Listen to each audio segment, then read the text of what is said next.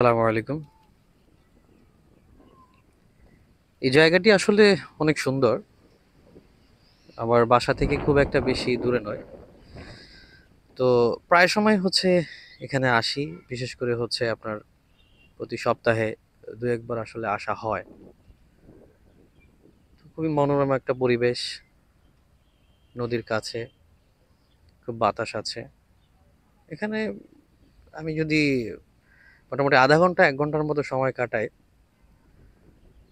আমার বেশ মনটা ভালো হয়ে যায়। মানুষের জীবনটা হচ্ছে আসলে এরকমই।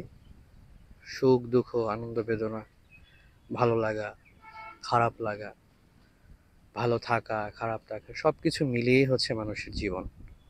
তবে সবকিছু আসলে মেনে নিতে পারলেই হচ্ছে মানুষের জীবন সুন্দর। সেক্ষেত্রে সবচেয়ে বড় যেই জিনিসটা ভূমিকা রাখে মানুষের জীবনে সেটা হচ্ছে ধৈর্য। ধৈর্য হচ্ছে এমন একটা জিনিস যা আপনাকে বাঁচতে শেখাবে, বেঁচে থাকার আশাকে জাগ্রত রাখবে। যেটি প্রতিটি মানুষের আসলে থাকা উচিত। কারণ আমাদের মস্তিষ্ক বা আমাদের মন মানসিকতা, আমাদের যে গুণাবলী যেটাই বলি না কেন, সবকিছু ইনস্ট্যান্ট, তৎক্ষণাৎ পেতে চায়। কিন্তু এই পৃথিবীটা হচ্ছে সবকিছু ইনস্ট্যান্ট আপনাকে দিবে না। সৃষ্টিকর্তা আপনাকে ইনস্ট্যান্ট কোনো কিছুই দিবে না। হ্যাঁ, দিতে পারে, তবে অধিকাংশ আপনাকে ধৈর্য অবলম্বন করতে হবে। এজন্য ধৈর্যের যে একটা সীমা আছে, আমাদের প্রত্যেকটা মানুষের ভিতরে একটা সীমা আছে। কারো সীমাটা খুবই কম, কারো সীমাটা হচ্ছে খুব বেশি, কারোটা হচ্ছে মাঝামাঝি। তবে আমি ব্যক্তিগতভাবে মনে করি যে প্রতিটা মানুষের ধৈর্যের যে একটা অনুশীলন, প্র্যাকটিস, এটা করা উচিত। আপনি একটা নির্দিষ্ট কিছু চাইছেন, খুব প্রবলভাবে চাইছেন। তো সেই চাওয়া এবং পাওয়া, এই দুটোর ভিতরে মূল পার্থক্য বা ব্যবধান হচ্ছে আপনার ধৈর্য।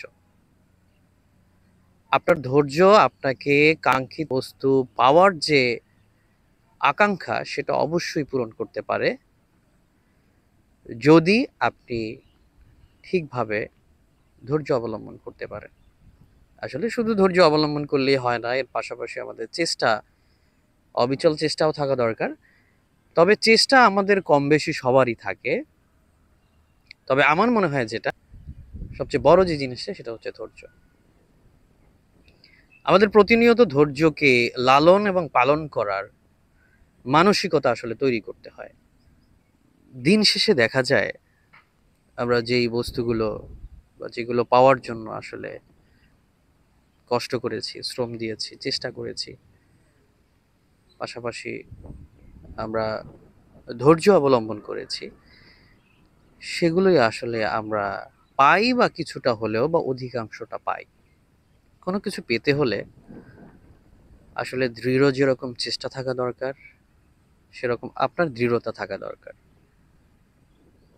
আপনার যদি ভিতরে ধৈর্য না থাকে, আলটিমেটলি আসলে আপনি কিছুই পাবেন না। কেন পাবেন না আমি আপনাকে বলি। ইচ্ছে করছে, আপনার ধনী হতে ইচ্ছে করছে, অনেক টাকার মালিক হতে ইচ্ছে করছে, অনেক সম্মান পাওয়ার যে একটা মানসিকতা সেটা তৈরি হয়েছে। আপনার যদি ধৈর্য না থাকে, আপনার এই যে ডিসিশনটা, এই যে পাওয়াটা, তা একটু পরেই, সামান্য কিছুক্ষণ পরে আপনার এই চাওয়াটা পরিবর্তন হয়ে যাবে। নতুন একটা আশা জাগবে, নতুন একটা চাওয়া বা আকাঙ্ক্ষা জাগবে। এরপরে এর কিছুক্ষণ পরে আপনার সেই চাওয়াটাও পরিবর্তন হয়ে আর একটা নতুন চাওয়া আসবে। তো আলটিমেটলি দেখা যায় আপনার আসলে গেইন বা পাওয়া, এটা আসলে কিছুই থাকে না। কিন্তু আপনি যদি ঠান্ডা মাথায়, ঠান্ডা মস্তিষ্কে, চুপিসারে আপনার চেষ্টা চালিয়ে যান, আপনার ধৈর্য যদি অবিচল থাকে, ইনশাল্লাহ আপনি সেটা পাবেন। এই ধৈর্যকে বাড়ানোর কিছু উপায় আছে আসলে। এটা ব্যক্তিভেদে আসলে ভিন্ন, ভিন্ন রকম হয়। দ্বিতীয়ত হচ্ছে আমরা সোশ্যাল মিডিয়াতে যেই জিনিসটা বর্তমানে বহুল প্রচলিত সেটা হচ্ছে রিলস দেখা। রিলস মানে আমরা তো জানি যে খুব অল্প সময়ের ভিতরে কিছু কনটেন্ট থাকে সেগুলো দেখা বা ভিডিও দেখা। তো আমরা করতেছি কি প্রতিনিয়ত এগুলো স্ক্রল করতেছি, একটা নতুন, নতুন রিলস আসতেছে। মানে আমরা দেখতেছি।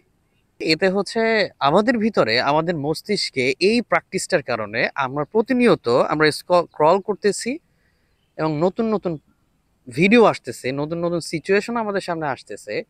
এটা কিন্তু আমাদের মানবিক জীবনে সবচেয়ে বড় প্রভাব ফেলে ধৈর্য কমানোর ক্ষেত্রে।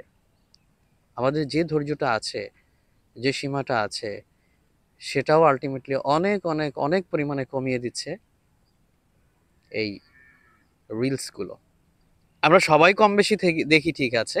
তবে আমার মনে হয় আমি যেটা বুঝতে পেরেছি যে এই আমাদের এই যে মানসিকতাটা বেশি রিলস দেখা, এই রিলস দেখাটা আমাদের জীবন থেকে সবচেয়ে বড় যে অবলম্বন সেটা হচ্ছে ধৈর্য, সেই ধৈর্যকে কেড়ে নিচ্ছে। তো আমাদের এই প্র্যাকটিসটা থেকে আসলে বের হয়ে আসা উচিত। হ্যাঁ, আমি বলব না, না দেখার কথা বলব না।